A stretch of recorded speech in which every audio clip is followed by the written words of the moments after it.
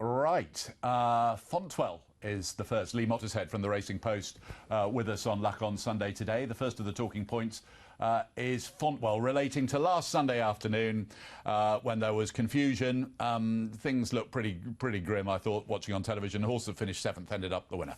Yeah, things come in threes, and this was the third of three unfortunate racecourse incidents during the week. We had the jockey and horse disqualified for not weighing in at Taunton. Then we had the dead heat in darkness at Cheltenham, and somewhat similar at Fontwell the following day. We had this situation where on the final circuit of a hurdle race, going to the third last fight, the last of those two down the back straight at Taunton, with a horse being treated on the landing side of a hurdle, the racecourse staff sought to get the jockeys to jump the hurdle, but then divert themselves around the treatment area after the hurdle.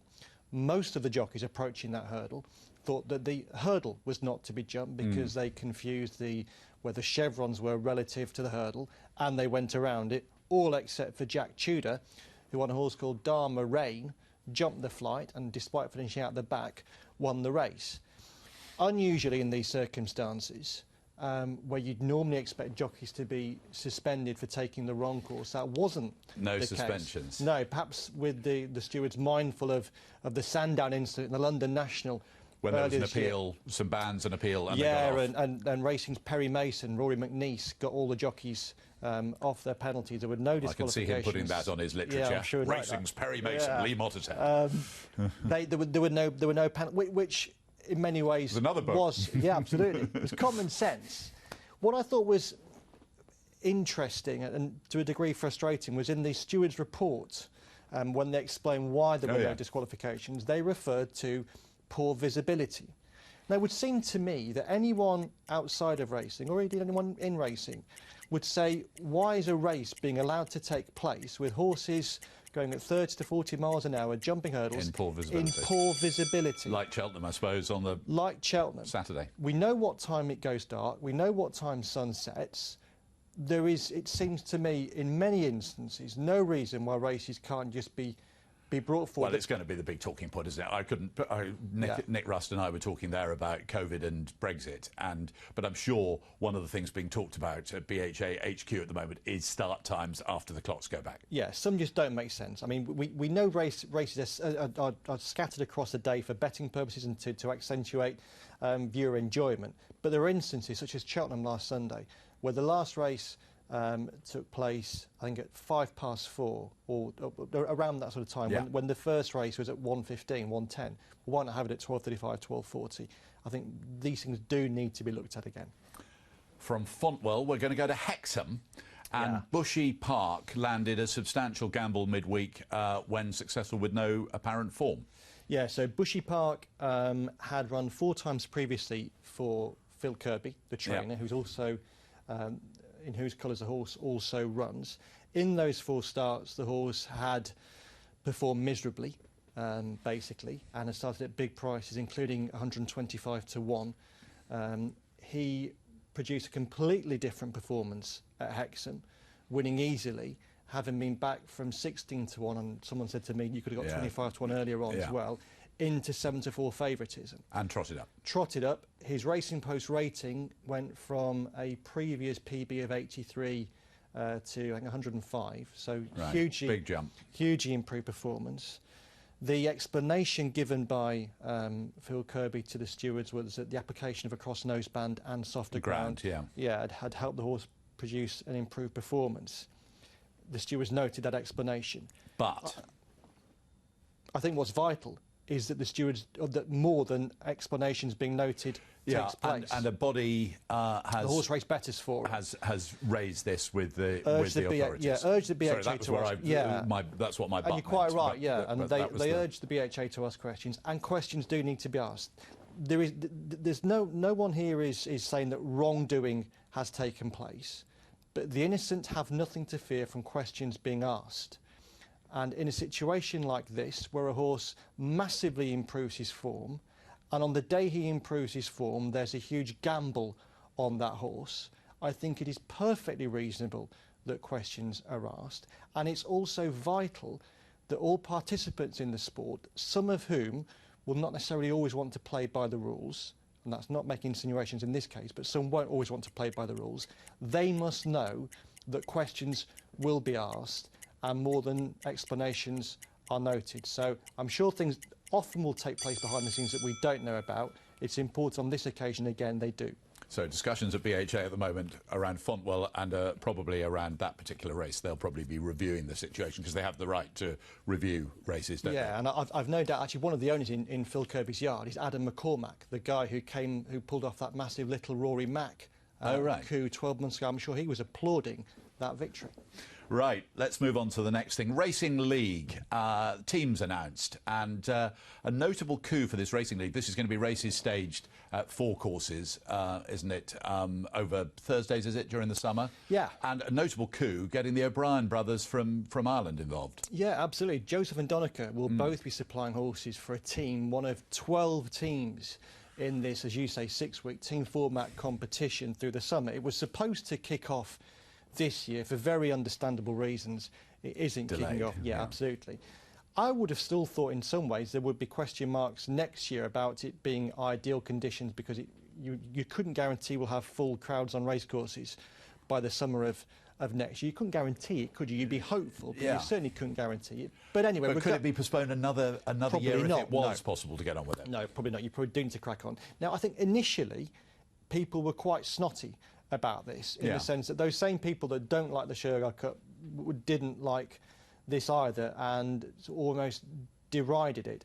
I think there's been a change of tone now, because we know how much money is needed in horse racing. Yeah. We've seen how prize money has dropped. If you have a situation like this, where a significant seven-figure investment is going to be made into horse racing, I don't think anyone can be sniffy about it. We're not all going to be wildly enthused about it. If I'm being honest, am I looking forward to next year thinking, well, hey, the Racing League is launching? No, I'm not. But equally, I'm not going to look down my nose at it, because if it's another attempt to drive enthusiasm and interest in horse racing, then we should give it a go. And beggars can't be choosers, can they? Absolutely. And look at some of the people supporting it. So we've mentioned Joseph and Donica O'Brien, Roger Charlton, Alan King, Richard Hannon Jr., Andrew Balding, Tim Easterby, Richard Fahey. I've missed some out, and apologies to them. Some good, and there'll be more to come as well. Yeah, there'll be more to come. So they're giving it their backing. And as I say, I don't know how many of those people necessarily were as enthusiastic 12 months ago, but I think in the circumstances, there's nothing wrong with changing your mind. And as I say, I don't think she's taking anything away from racing.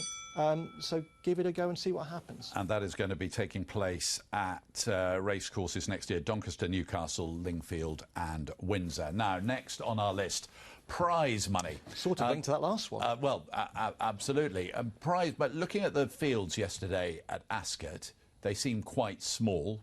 Some of them, and one person I was talking to said, well, have you seen the prize money? Have you got the figures to hand? Yeah, so Ascot's card on Saturday did raise eyebrows among some trainers I spoke to as well, particularly the Hurst Park Handicap Chase, which is sort of like a Victor Chandler chase of old for the pre-Christmas period, and it's a valuable 2-mile 1 furlong handicap chase. Last season, under sponsorship of Gerrard's, it was run for £125,000. This year, with Coral backing it, it was run for £25,000. Now, lots of races have had prize money, a lot of them this year, but I can't recall a race going from that sort of sum to and 25 the Coral grand. Hurdle from 100,000 to 40,000. Yeah. And the race which Imperial Aura won from 75 to 45. They're quite substantial drops, even for this current period. Absolutely. I think some racing participants, particularly in the jump sector, had the view that perhaps Ascot was hitting jump racing harder than flat racing, and in effect the jumps boys were taking the pain for their flat counterparts. Ascot is insisting that's not the case, and its executive contribution is the same flat and jumps in the strangest of years. They've also made the point that they say the two races are actually quite different, in the sense that last year the Hurst Park Chase was an early closing race, which impacts on prize money. Yeah. And this year it wasn't, but it was still a very stark reminder of where things are now compared to where things used to be not very long ago. Yeah, 125 to 25 is worth just looking at the Haydock race. I think the winner of the Betfair Chase, 112,000 down to 90, which is still a drop, but not quite as pronounced. No, and that prize, I think, held up really well at Haydock on Saturday, as you would hope, given that it's its big jumping day of the winter. Absolutely. Right, next on the talking points list is diversity. Sitting in that very seat 7 days ago was Rishi Persad, and we were talking about his thoughts on the whole racial diversity matter and diversity the diversity issue as a whole. And he has become... he obviously doesn't want to be, he's a journalist, he doesn't want to be the story, but he's going to be, is he going to be or has made a presentation to the British Horse Racing Authority? He has done, yeah. So he was sat in this seat last week. He was sat in his seat on Wednesday at a BHA board meeting, albeit by Zoom, as everything is in these days. And the BHA board, which we shouldn't forget, is reflective of the sport as a whole. It's got various stakeholders in, from racecourses, horsemen, etc. They listened to Rishi and they were sufficiently impressed and taken with what he said that on Friday the BHA, in conjunction with the Racecourse Association and the Horsemen's Group, Horsemen and Women, came together and issued a pledge, if you like, that said we can do better and we must do better on diversity for moral and commercial reasons. Where we are now isn't where we ought to be, and I think that has to be applauded. There were already moves in that direction. I sit on the Diversity in Racing Steering Group, and there have been discussions again with key stakeholder groups who very much had already gone in that direction. But this pledge was important, and to those, Cornelius, I know that this annoys a lot of people who just want to listen to talk about horse racing. It annoys a lot of people. I think that the irritated brigade will get irritated. Yeah. But I think a lot of people are... a lot of people are supportive. There's very no supportive. doubt. Yeah, there's no doubt about that. But there are some who say there's no data, there's no evidence. I would just say, as I pointed out in my column this week, if you look across 6 of the key boards in horse racing, the BHA board, the RCA board, the ROA, National Trainers Federation, the National Association of Racing Staff and the Racecourse Association, 81 board positions. Every one of the people on those board positions is white. 81 white people having the key board positions in horse racing. That cannot be where anybody would want horse racing to be now, nor in the future. And therefore, it can only be laudable, it can only be supported that people are trying to change that. And it's an excellent thing that racing is now largely getting behind that move. Right, next up is Aidan Coleman. And Aidan Coleman will ride Epatante in the Fighting Fifth Hurdle at Newcastle next weekend. Aidan Coleman is a go-to rider for JP McManus. His career, which is already high, is on a continuing upward trajectory. Yeah, I mean, Aidan Coleman's share price has been soaring for quite a while, but JP is clearly a fan. And what's interesting, of course, is when Barry Geraghty retired, inevitably the question was who's going to replace Barry Geraghty as his retained rider. We've ended up in a situation whereby Mark Walsh is basically the retained rider on JP's horses trained in Ireland, whereas in Britain there isn't really going to be a Barry Geraghty or an AP McCoy who rides the majority of the horses. That said, JP has traditionally had jockeys he's liked to use in the past, and Aidan Coleman is one of those jockeys. And it will be the case that on Saturday at Newcastle, with Nico de Boinville riding for Nicky Henderson at Newbury, Aidan Coleman rides Epatante in the Fighting Fifth. That might have happened anyway. Aidan's ridden the horse before, and Nicky did say during the week that it's likely that Aidan will ride a lot of JP's horses over the winter and the spring. And for Aidan, it's an excellent thing. He's a top jockey. He's also a very good, likeable person who represents... Good communicator. Yeah, represents his profession extremely well. I thought particularly when he came back from injury, he gave me a call before he came back because he wanted a piece in the Racing Post to explain just how grateful he was to the team at Oaksey House for all they'd done for him. So I think that speaks volumes for him. And in a wider sense with this situation, it is going to give other jockeys chances they might not otherwise have had. For example, Nico de Boinville had not that many rides on JP McManus horses trained by Nicky Henderson. He rode Chantry House to win that novice chase at Ascot on Friday.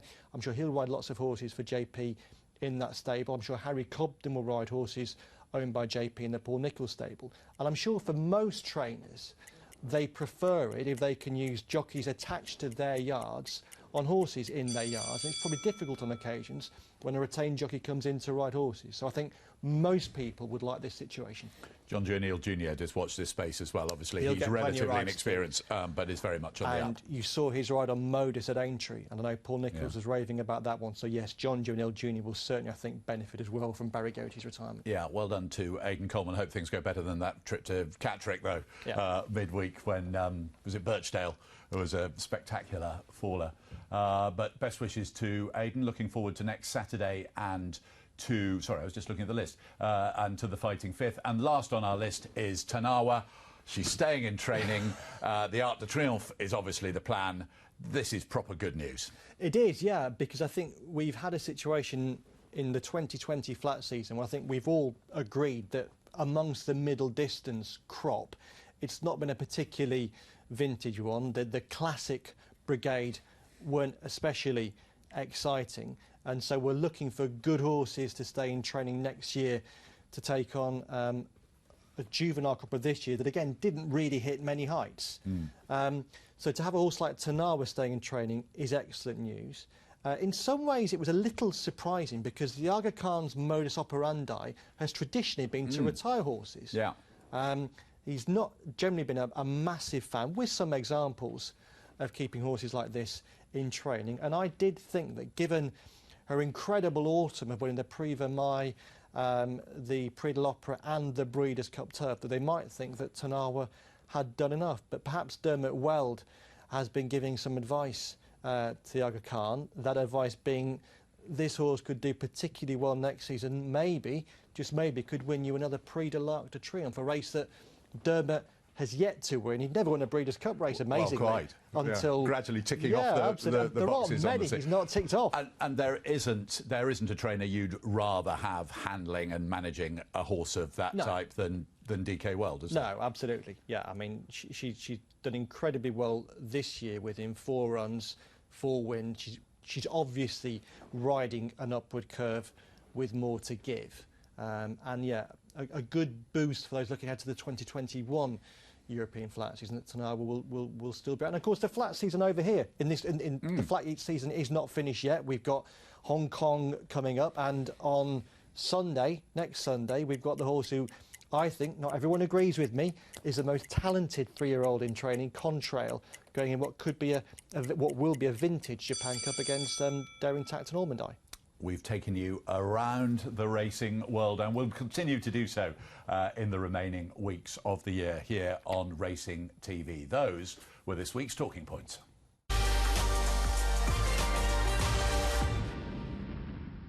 Luck on Sunday, proudly sponsored by Al Basti Equiworld Dubai. Subscribe to Racing TV to be notified when more Luck on Sunday videos are appearing online. And don't forget to join me for the show every Sunday morning from 9 o'clock with the best guests.